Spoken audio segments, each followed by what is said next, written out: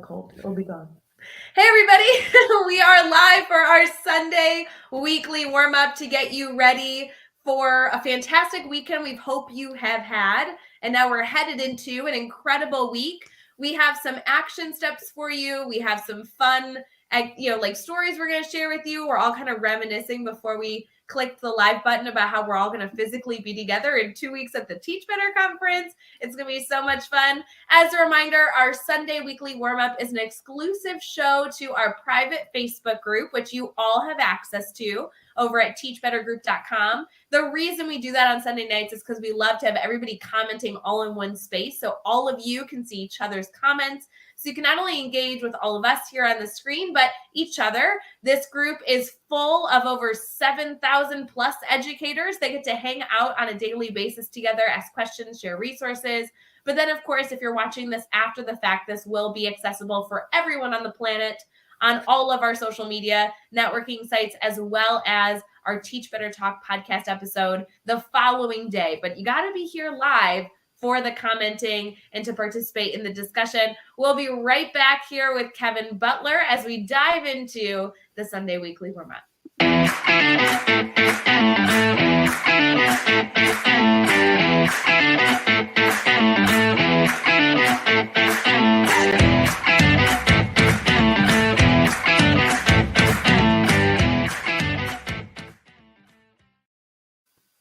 Hey everyone, my name is Ray Hughart. I'm here with the one and only Brad Hughes and our incredible guest, Kevin Butler. Brad, happy Sunday. It's good to see you, friend. Good to see you too, Ray. Happy Sunday to you. Happy Sunday to everybody joining us for the Sunday weekly warm-up exclusively at teachbettergroup.com in our private Facebook group. And we're welcoming in the Kevin J. Butler. Good evening, Kevin. Welcome to the weekly warm-up. Hey, how's everybody doing? Kevin, I feel like our internal team, I know people know you all over the world, but our internal team gets so excited when Kevin Butler is around. You've been a part of our Teach Better family for a long time. You always share such incredible engagement strategies and everything in between. But maybe somebody here is connecting with you for the first time. Do you mind sharing a little about yourself? Sure. So my name is Kevin Butler. I'm getting used to saying this because for 19 years I was a fifth grade teacher, but I am now a sixth grade teacher. I live in Los Angeles, California. That's why it's still sunny out here on the West Coast. It's my 20th year teaching. Like I said, I taught fifth grade for most of my career. 12 of those years was back in New York. 8 years ago, I came out to Los Angeles to it was only temporary. It was only supposed to be for a year to help a startup school. I was consulting with them. Which 8 years later, I am still here. I tell the story all the time that it was February here in Los Angeles, and I got into my car my very first year here, and I was complaining, and I turned my car on. I was complaining how cold it was, and it was 62 degrees. 62 degrees. And that's when I realized, I think it's time to stay in sunny Los Angeles. So. Is it also weird for you to say that you are a published author? Because that you just put out a book, and I have to tell you, this is a book that I personally have. I love flipping through the pages and seeing the actionable takeaways. And all the pictures. The pictures. Lots of pictures. I'm still not used to saying published author yet. But yes, I am a published author, which is pretty cool. I mean, I have to tell you that if people haven't picked up your book, they're going to at the Teach Better conference because I constantly talk about it. I love a book with pictures. I love a book with action steps and easy to use checklists. Don't get me wrong. I know that a lot of books have a lot of value in it, but I need it quick and dirty. I love a good checklist. I love a good activity I can go use in my classroom right away. It's chock full of them. I love it. And that was really the purpose behind it was to it was a one-stop shop where you can quickly find what you need and implement it tomorrow or next period with extremely little prep. Oh, it's so good. Brad, I know you always love student engagement to be a focus. I'm sure we'll talk about that obviously when we get into our discussion later today. But Brad, being in an elementary school, you must see student engagement all over the place. I sure do, Ray. And what excites me about talking with Kevin tonight and about talking about his book, is Kevin, I know, is committed not only to student engagement but to rallying other educators to figure out what students need, where their interests lie, and how we might unite their interests with our interest in serving them as educators as well. So, Kevin, I'm wondering what takeaways you would love a reader or someone to pick up your book. If you can think of one quick takeaway that you would love or that you would love to leave them with, what are you hoping that people get from your new book? A lot of it is engagement, but I think the biggest theme, and even as I was writing it, it was something we almost changed the title of it to Relationships Matter, because that is just a constant theme through this book. How much relationships, and not just with our students who are in front of us, but it's with the teachers next door. It's with the entire school staff. It's with the parents of your students. So it's building those relationships. And it's funny because I'm like living it right now. I'm like following a lot of my own advice because I started at a new school last month. And like I'm starting all over with building these relationships. Like the kids are all new, the families are all new, the staff is all new, and really taking that time to create those relationships. Well, I know we're going to get into a lot of discussion around relationships because I think we all believe and know relationships matter. But again, Kevin, I'm going to say it over and over. You're somebody who's chock full of strategies and actionable steps that we can take to enhance relationships, which is the people that I love to surround myself with. Like, I love that overarching philosophy, but how do you actually help me do it better? And that's why I love having you a part of my network. But aside from all that, I'd love to hear like how your weekend was as we start getting into our discussion. I'd love to hear in the comments, anybody with us now, how was your weekend? Anything exciting in your world, Kevin? Well, it's October. It was October 1st yesterday. So it's like pretend fall here in Los Angeles. That's like the biggest thing when people ask me, do you miss the East Coast? I do miss the fall. Like the smell, like the smell in the air changes. So we have I pretend it's fall here. I decorated a little bit for Halloween. I get a pumpkin spice latte to trick my mind a little bit. Actually met up with a teacher friend today for coffee. So it's just been kind of a chill, relaxing. I go to Barry's boot camp, which they're all over the United States in major cities. I had my 400th class today. So that was a big deal. So good. Brad, are you a fall person? I feel like fall must be your favorite season. Is it not? Summer's my favorite, but fall is a close second, Ray. And here in Ontario, the fall leaves are changing color. There is absolutely a nip in the air. So I do love bundling up and going for a walk, enjoying PSL or enjoying anything pumpkin spice, pumpkin pie, pumpkin cookies. Kevin, I can see your tiny little pumpkin there, your LA pumpkin right behind you there. That's just a beautiful specimen there. And Ray, do you live for the fall yourself? I live for the fall. Like, I need to live somewhere where it is fall all the time. This is my weather. And Candace, I know you love camping. I'm so glad you were able to do that. Brad, you also spent the weekend camping. I feel like we have a lot of campers in our Teach Better community, and you must love camping, not in the summer when it's 100 degrees, but in the fall when it's like 60s. That's how everything should be. There's something lovely about building a campfire and just sitting and relaxing when there is a nip in the air. Maybe if you've got a clear, cool night, the stars are coming out, and it's a great way to spend an autumn evening here in my part of the world. Yeah, I can pass on the whole like -10-degree winters. Like, that's when I wish, Kevin, I was in, LA with you, but I do love like the fall 60-degree evening. How cold does it get in the winter? Maybe you just shifted where you actually have fall. It's just like December. It is. People don't believe me, but it's pretty much 80 degrees year round. How is that possible? I'm sorry, what? It's pretty much 80 degrees. I mean, in the summer it'll get a little bit hotter. In the January it'll be in the 70s. But that's it. But it's so weird because time here is so skewed because you don't I'll be out on a hike and I won't like is it September? Is it August? Is it December? There's without the seasons. It's just, and there's no humidity like Florida. It's just it's just a unique climate. It's probably what truly keeps me here. See, I think I just need to do a year where I move to California and experience what that's like, because I almost don't believe you, although I don't believe you'd lie to me. You know what I mean? Like I live just outside of Chicago. We have very clear 4 seasons, and it changes on a dime. Like, it has been 60 degrees for the last week, and it will stay that way until it's -10, and there won't be any middle. And Brad, what do you think? Maybe we should just take the entire Teach Better team, uproot, and just live in Kevin's house for a year.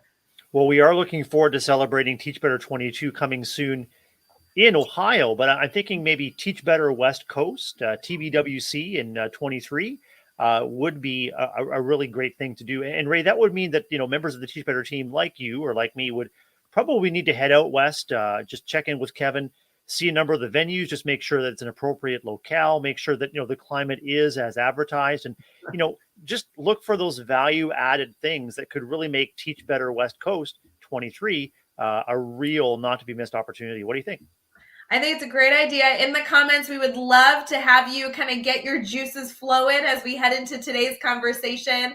If you would please let us know if you would be pro West Coast next Teach Better conference. You flying out? We'll all just stay at Kevin's house. You'll be fine, and we'll experience the weather. We'll be right back. We're going to head into our discussion. We want to see your votes in the comments.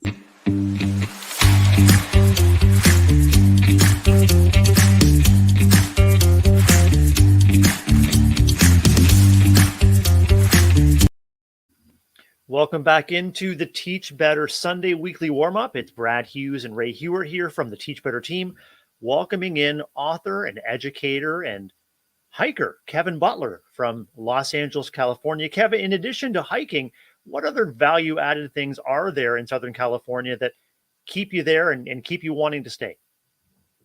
What's really cool about Southern California is you could, and people do this, you could go to the beach in like the morning and go surfing if you're a surfer.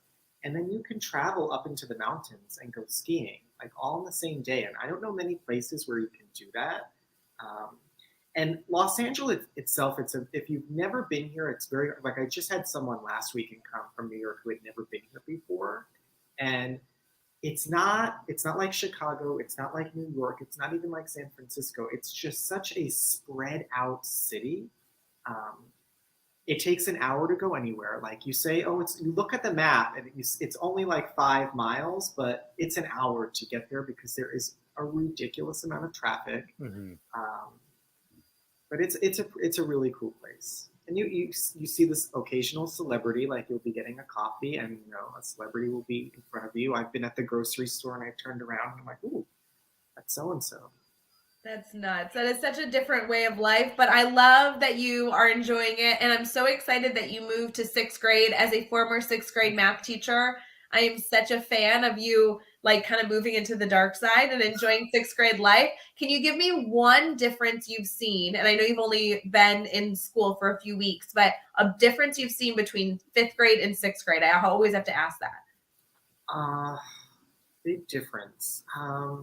They're all brand new kids, so it's hard to say, like, because it's a new school. I think for me, the difference is that I am no longer teaching like a whole class all day long. So I'm only teaching reading and writing. So I'm seeing kids for 45 minutes or 60 minutes at a time.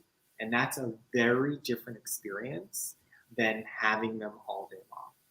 Yes, I totally understand that. And while there's actually pros and cons, right? You have an impact on more students, right? Because they're kind of circulating in and out, but you also, it's a little bit more challenging to build those relationships. I know relationships are so important to you. Any strategies to kind of kick off our dialogue here that you would say, hey, I'm experiencing this myself. This is a strategy that I put in place to continue to foster those relationships? Yeah, I was actually talking about it with a friend today about how that's like the challenge I'm having right now is because when you have them all day long, you can build those relationships very quickly. And now only having them, like I said, for those shorter amount of times, it's harder. And the first couple of weeks, we're going into week 4 this week. And like this past week, like that rapport between kids, it's starting to just happen. I think just the importance of, and in the very beginning, like 45 minutes is nothing. Like to teach reading and writing, like I was using every single second. I'm pulling back a little bit and I'm like having those little conversations as they come in, giving 2 minutes, ending class 2 minutes early to have some like exiting conversations. Whenever I bring them back, I still read like a big part of my whole philosophy is reading to kids every single day. Um, so I still like bring them back to, I have a back area where they're sitting on the floor and you ask what's the difference between in fifth and sixth. They still love that. Some people are like, oh, sixth graders aren't going to want to be read to, but they love it. They eat it up, and just getting to know their personalities. That was something I loved about fifth grade, is because their personalities started to come out. Sixth grade, you really, really start to see it. Um, I have kids who are taller than me, so that's a little crazy. But I'm loving it. I really value that little adjustment that you found already so helpful, that even though you have 45 minutes and as a content specific teacher, you're thinking, okay, I have to soak up every single moment to educate every single standard. And that mindset to say, no, I'm going to like dial it back a little bit to leave time for those organic conversations and the joking to occur, right? It's like you have 45-minute opportunity to be with students, but you're only going to plan for 35 minutes of a lesson. So you kind of give yourself permission to get to know the students. Brad, I'm sure that this is a big focus for you. I know you're in an elementary setting, but having those conversations, is so important to build those relationships. Ray, we're not in a Rotary setting where I work, but I was a middle school teacher previously and remember that constant in and out, that rotation of class to class, the hustle and bustle, and was also a middle school vice principal. So making those transitions smooth and successful from class to class is one thing. But Kevin, it sounds to me like prioritizing conversations and prioritizing relationships with the kids that you welcome in may just give them that extra boost, that extra something to look forward to when they come into your class. Are there other things that you hope that they're anticipating positively when they come into your classroom? I think we also took time to just go over those procedures. Like I had to let them know like that was going to be part of our day, is having those conversations. I'm very traditional. Like I'm still standing at the door as they're coming in. I used to do that in the morning, but now I'm doing it throughout the day as the classes are coming through. And whether it's a high five or it's just that eye contact or addressing people by their names, I think those are just so important, and outlining that for kids. Like, yeah, I do expect you to say hello to me when you come through the door, or, share something. Maybe you don't have to share something every single day, but, be part of our classroom discussions when it's not about academics. Like every Monday, when I call them back, we will talk about, their weekends and being an active, what does an active participant in active conversations look like? I think that's such a good reminder, because I know for Sunday Weekly Warm Up, we're talking about getting your mindset ready for the week. And I really value the reminder that what we know is good for students in the morning is still good for students in the afternoon. And that example of standing by the door, making eye contact, using students' names, it's easy to kind of get in the role of it later in the day and to get distracted or want to spend the extra 30 seconds responding to that parent email while students are walking in, because the hustle and bustle of the day just seemingly get behind. And I love that this is an opportunity for maybe all of us to say, okay, this week, can I make sure to use the same intention I use at 8:30 in the morning when students walk in my room for the first time, at 2:15 when my last class is entering? I wonder if that mindset is just a good opportunity for us to remind ourselves of that good practice. And even the energy level, like I'm now repeating the same lesson multiple times. I've never really done that before. And what's cool about the school I'm at is that their schedule changes. So the class I see first tomorrow, I won't see them first the next day. So it is rotating through. But that first class should get as much energy as your last class does. But how do we do that? Do we divide our energy up a little bit? But making sure that they all get all of us as much as possible. I think Brianne in the comments has one way we can maintain our energy throughout the day, and that's just to soak up the energy, those moments when their faces light up when they see you. We know that relationships are both protective and restorative. So Kevin, you're looking forward to welcoming new groups of young people into your classroom on a rotating or on a on an ongoing basis throughout the day. And does that moment, those moments of recognition, those moments of face light up, do you find them restorative and they help you power through? Oh, definitely. I mean, just I love when they come in, and even a couple of them like, we've never had a language arts class like this. I think Mm. some of them are very used to maybe just sitting at a desk and like the movement and bringing them to the back and letting them, peer edit when we're writing and having those conversations when we're responding to questions and reading and things like that. So definitely.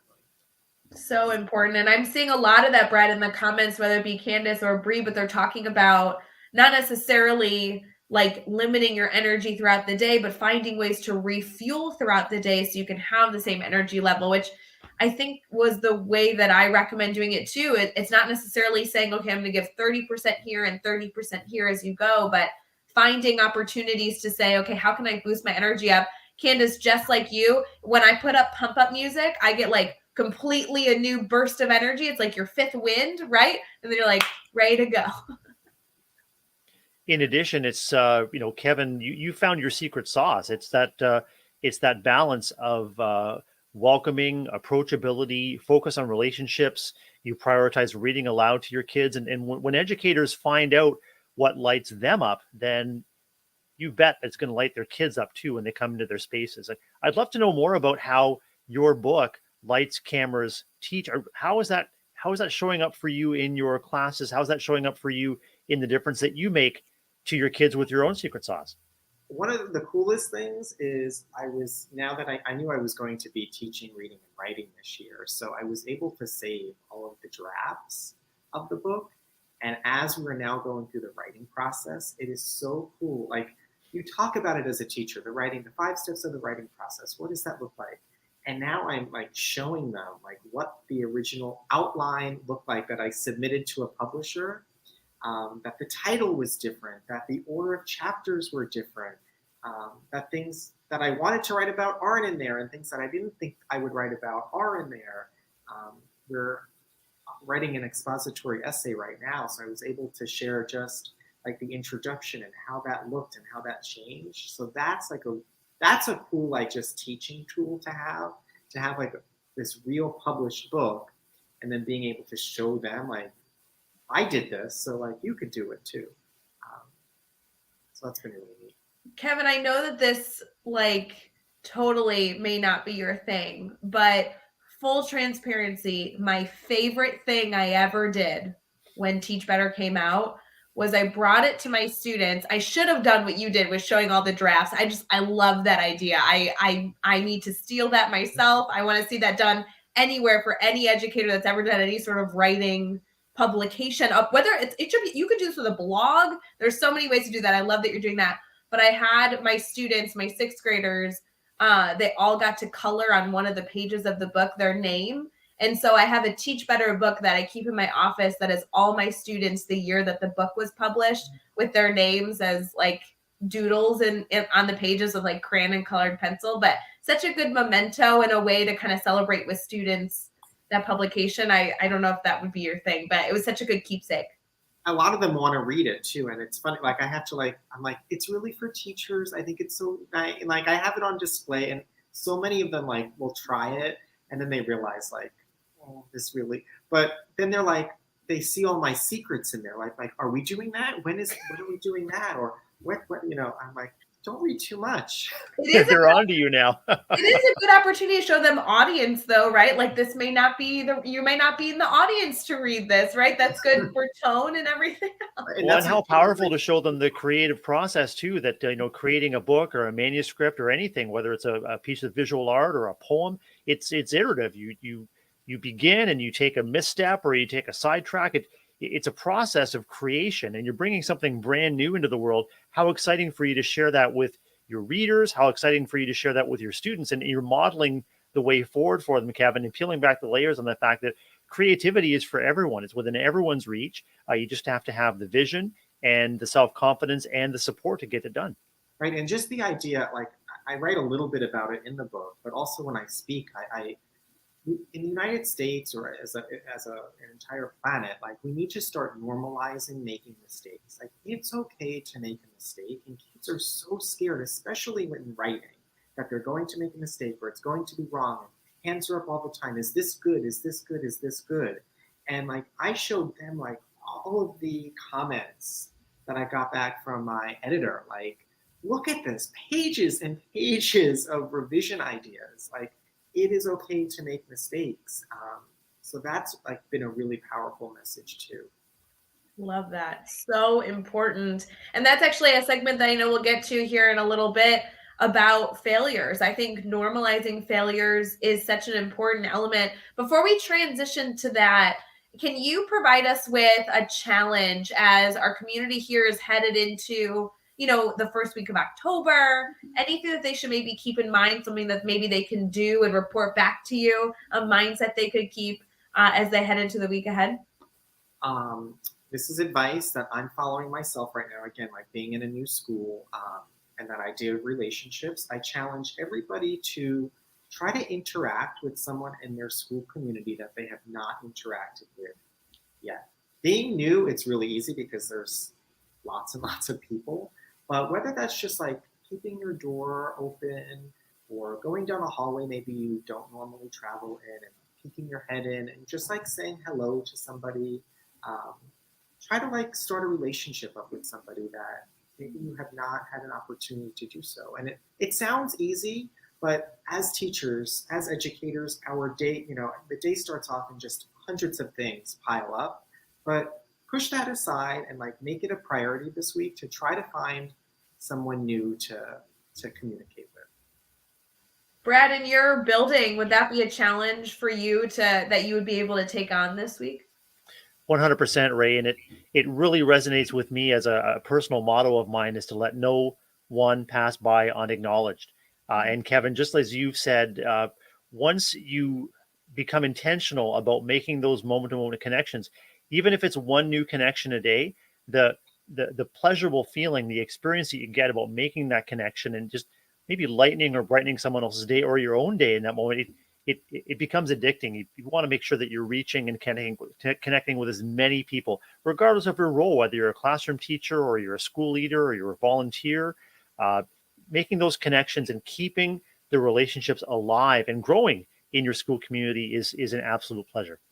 And they don't have to be teachers. I think we just automatically assume like, oh, I have to go find a teacher, but there are so many people who work in school buildings that we could reach out to and make those connections with. And I'm thinking too, Kevin, that as we model that way forward, if we make that explicit to our students, maybe we'll see them making those connections in our classrooms or in our hallways as well. They can have that challenge to let no one pass by unacknowledged, whether it's eye contact or just soft eyes, a warm smile, or just asking how their day's going. I mean, maybe we can both lead by example and we can let kids know the impact that it has on us, and we can see them carrying those connections forward too.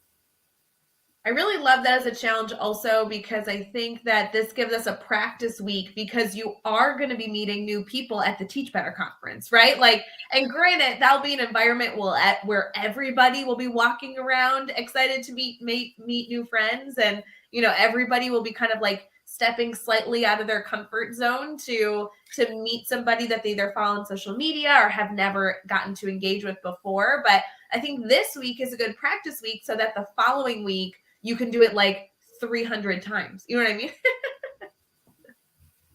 Kevin, do you think that you are going to meet somebody new at the Teach Better conference here in just a few weeks for 2022? I know I will, because in 19, I met so many people that 2022, it's the year.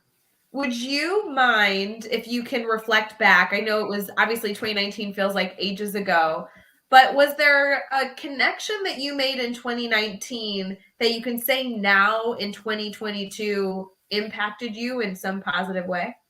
Yeah, I mean, that's a great question. I think I went to 2019. It was the first time I'd ever been to Ohio, and I did not know anybody. I knew some people through social media. We knew each other, but never in person, like in real life.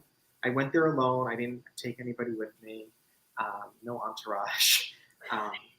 And like just the networking part. And I talk about this all the time. It makes this conference so much different than any others that I've attended or spoken at. But I think the biggest relationship, I have to say, was like the spark of this book. I owe a lot of it to Adam Welcome.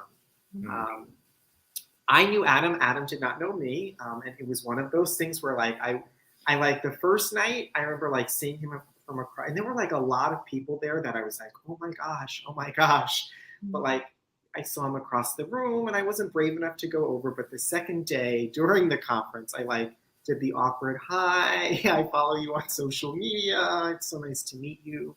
And then that following night, like we engaged in conversation. I write about it in the book. Like he asked me about Twitter. I'm much more comfortable on Instagram than I am on Twitter. And he like had me like open a Twitter account right there and then. And when I told him I wanted to write a book, and he's like, anybody could write a book, but are you really going to do it? And he followed up with me. I remember driving home from work back in LA like 2 weeks later, and like my phone rings and I see like Adam Welcome on it. And I'm like, oh. And he didn't know he was mentoring me, but he was a big help in the whole process of laying out. He's like, you can't just write a book. You need to lay out a whole road system ahead of time. And he was really helpful with all of that. So I will be forever thankful and appreciative. Yeah, I knew that fun connection was one of the many connections you made that day. I was so glad that the book was one of many things that have come from that. I think it's so wonderful that you're sharing the story, so many incredible things. And I'm so glad that people in this community has been able to support you in that mission. Really quick, Brad, I know we're trying to get into progress over perfection segment, but I just have to say, Kevin, you just modeled something that is so hard for so many of us to do, which is when you go to a conference and you see somebody that you either think you know or would like to know better or follow on social media so you don't know them personally. And like, I know it sounds silly, but like getting up the courage to walk up and be like, I know you, but you don't know me. Like, it's such a strange feeling. And for some reason, you feel embarrassed. Like, I don't know all the emotions that come. There's this anxiety. But we don't want that at Teach Better 2022 because we know that it's something that we can all strive to overcome. So, Brad, Kevin, what are some strategies that we can give our viewers right now to be like, here are some easy one-liners to stick in your pocket to start out some of those conversations? Here are some of those strategies to kind of walk up, because you're going to do this a lot at Teach Better 2022. So we might as well have a full toolbox of tips, right?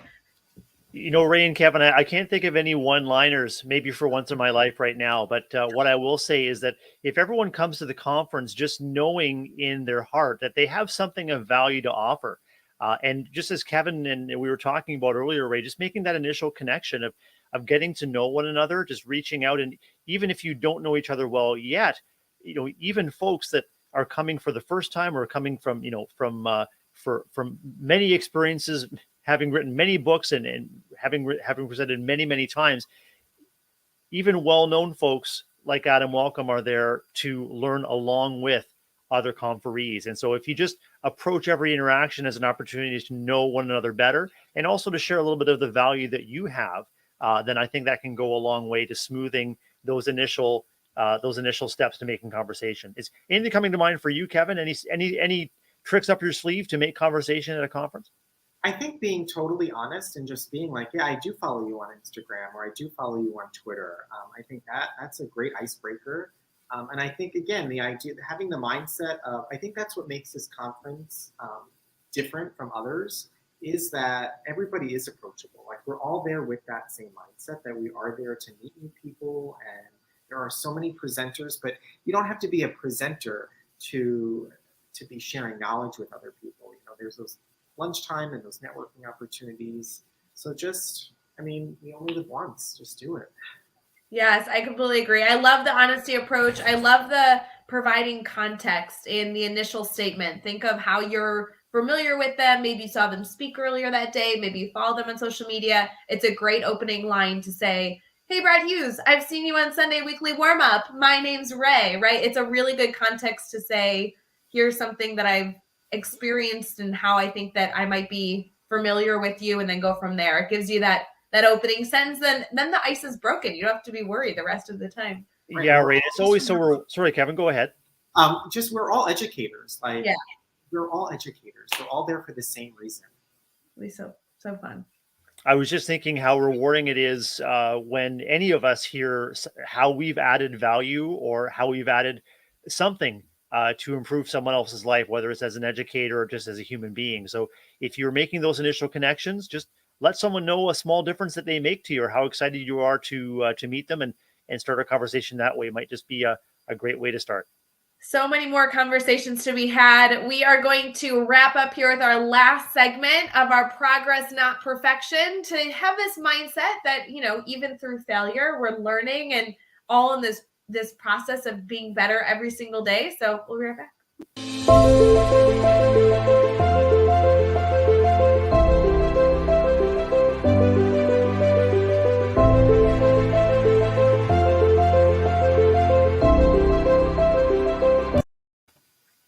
Welcome back in, everyone. It's the Sunday weekly warm-up with Brad Hughes and Ray Hughart from the Teach Better team. We are spending the evening tonight with Kevin Butler, author and educator in LA, California. And Kevin, as we turn the page on this last segment, we're talking progress, not perfection. I thought it would be cool to go back and just talk about how you, Ray, and I are really committed to normalizing mistakes as part of the learning process, both for our students, but also for ourselves. Let's face it, who has higher expectations of themselves than teachers and educators? And how can we shift our thinking from getting it right to continuing to work to get it better and better? Do you have any tricks up your sleeve, Kevin, to help remind you that mistakes are part of the growth and the learning process? I don't know if I have any tricks, but just the idea of having it in the front of your mind that you've got to try things.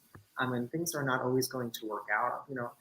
A lot of people ask me about like these big simulation lessons that I do, and they're nervous to start them.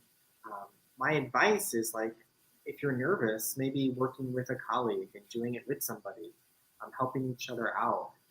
But I think we just need to get into that mindset that not everything's going to be perfect. That's okay. I'm very type A personality, so that's challenging for me. But it's okay. Like, tomorrow's a brand new day.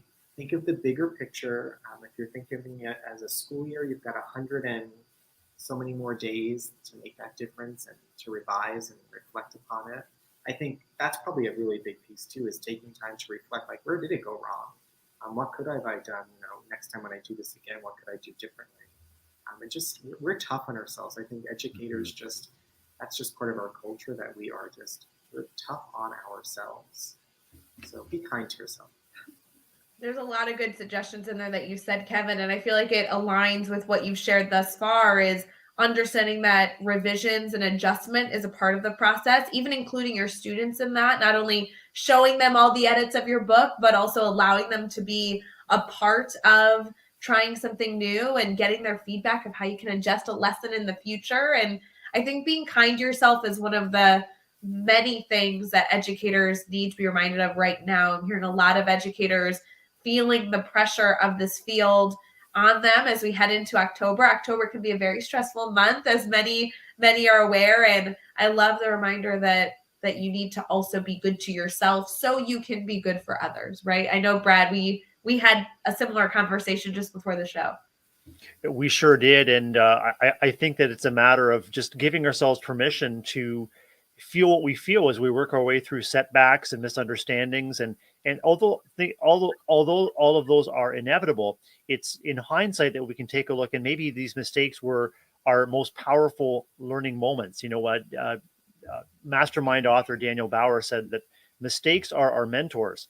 And I would say they can be our mentors if we allow them to be. But so many of us are averse to making mistakes because we think it may reflect poorly on us, or it may reflect sort of a lack of performance or a lack of knowledge. But we're in the mistake-making business, and modeling our way forward about making mistakes and persevering through them, and reminding ourselves that learning can be awfully uncomfortable. It can feel defeating. It can feel really, really frustrating. But as we persevere through mistakes and as we persevere through difficult things and challenges, then we may acquire a mindset that, wow, look at what I learned and look at how I grew. I was worried that I was going to slip all the way back to square one, but you know what? I'm not going back there. I'm going to fail forward, if you will. So, Kevin, I wonder if this is a key aspect of your message to your students as you describe yourself as an author and as an educator, is that, let's discover these mistakes together and let's learn through this process of making them. I try to intentionally say that daily to my students. Is like, I make 100 mistakes a day. You may not see all of them because I'm trying to hide them from you, but I'm making them, and that's okay. And it's something else that I bring back to school night with parents. I'm very transparent with parents that you're trusting me with your, like, one of your most valuable, not possessions, I don't know what a better word for possession is, one of your most valuable things, your children. And I'm working my hardest to do the best for them, but I will make mistakes, and communication is so important. If something doesn't sound right, call me or email me. I do prefer to talk to people in person, but COVID and things, I know some people aren't comfortable with coming into school anymore. But just that idea of communication, and just, again, being honest, like, yeah, I may have said that, or I may have done that. Next time, maybe we can do something differently. I love the reminder and the acknowledgement. I think there's a little bit of balance there we need to have, but the acknowledgement that, like, we will make mistakes. And that is something that we're even communicating to people, like parents. I think it'd be very nerve-wracking. You don't want to come across uneducated to parents, because you absolutely are a professional, and you really do know how what's best for students in the majority of the cases. But I do like finding the balance of saying, but I'm a human being, because sometimes I think there is a mishap that our community members can feel, where they forget that teachers are real people, right? Like, they go home to their families, and we have our own lives that we live separate from our classrooms as well. So as you think through, as everyone heads into their week this week, reflecting on finding a balance between feeling confident that you're an expert and that you do know what's best, but also being transparent with those around you that, mistakes will happen. I'll absolutely say the wrong thing sometimes, and we'll still get through it. But I love your emphasis on the fact that communication, if they see something that's questionable, the first thing you got to do is ask, and we'll figure it out together versus figuring it out separate. And sometimes it's not even a mistake. It's just a miscommunication. We've all played telephone before. Like, things can get, changed quite dramatically, especially when we're working with kids. So important. Brad, as we kind of wrap up our conversation here, and I know we'll all physically be together in 2 weeks, which is, like, truly baffling in my mind. Brad, any final challenges we want to push out to our community here as we have them kind of wrap up our conversation before they connect with Kevin? Ray, I just want to say how incredible it has been to connect with Kevin and to make the focus of our Sunday weekly warm up, the power of relationships, the power of those connections. So I'd like to go back to that challenge that Kevin put out to our community, and that is to be intentional about seeking connections, especially with those in your building or maybe even in your community that you don't know well yet. You might really be surprised what you can learn about others, but also about yourself if we approach every interaction as an opportunity to uplift and to share a little bit of ourselves and to receive a little bit of others along the way. I think that's a fantastic challenge as we go into the new week. And Kevin, it's been wonderful to connect with you, and thanks for joining us from you're the guest with the most on the West Coast, Kevin. It's been wonderful. Kevin, would you mind sharing with our network here how they can stay connected to you? Sure. Across social media, it's just the Kevin J. Butler. And email, it's thekevinjbutler@gmail.com. And the internet, www.thekevinjbutler.com. I love it. As many of you may already be familiar, literally connecting with Kevin anywhere is easy at teachbetter.com. If you can't find him, search him at Teach Better, because you'll be able to find him on our website and then linked out everywhere else as well. So if you want to make it easy on yourself. Did I interrupt you? I'm sorry. I said, and then in person in Ohio in 12 days. Yes, in person. You can get your copy of his book. You can get it signed by the Kevin J. Butler. Just so fancy schmancy. And it'll be so wonderful to keep celebrating all the wonderful things you're doing, Kevin. So thank you so much for coming live with us. And thank you to our community here. We hope you have an absolutely incredible week ahead. And we're so excited to not only be a part of your life this week virtually, but see you in person here in just a few weeks. All right. Bye, friends. See you soon.